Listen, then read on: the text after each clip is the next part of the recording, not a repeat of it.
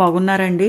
ఇప్పుడు ఎంచక్కా గురువుగారుల మాటలు విని మనం టీవీల్లోనూ, యూట్యూబ్‌లో గురువుగారుల మాటలు విని అన్నీ తెలుసుకుంటున్నాం. పూజలు ఎలా చేయాలి, లక్ష్మీదేవి గురించి అన్నీ తెలుసుకుంటున్నామండి. అప్పుడైతే పూర్వం మా నానమ్మ వాళ్ళైతే అప్పుడు ఎప్పుడుండో ఉన్నాయండి ఇవన్నీ కూడాను. కాకపోతే మనకి నానమ్మలు, అమ్మమ్మలు ఉన్నవాళ్ళైతే నానమ్మలే ఎక్కువ చెప్తే వింటుంటాం కదా. లక్ష్మీదేవి తిరుగుతుందమ్మా, సాయంత్రం అయ్యేటప్పటికి ముగ్గులు పెట్టేసుకోవాలని పేడ తీసుకొచ్చి మా నానమ్మ, గేదెలు ఉండేవండి మా ఇంటి పక్కన వాళ్ళకి, చాలా పచ్చగా కళ్ళాపు వేసేసి ముగ్గులు పెట్టేదండి.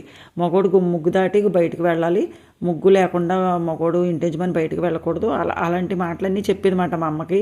చాలా బాగుంటాయండి నానమ్మ మాటలు కూడాను. ఎదురు రావాలి, ఆడపిల్లలు నవ్వుతూ ఉండాలి, ఎప్పుడు ఏడుపు ముఖాలు ఏడకూడదు, ఇప్పుడు నవ్వుతూ ఉంటే ఇంట్లో లక్ష్మీదేవి తిరుగుతుంటుంది.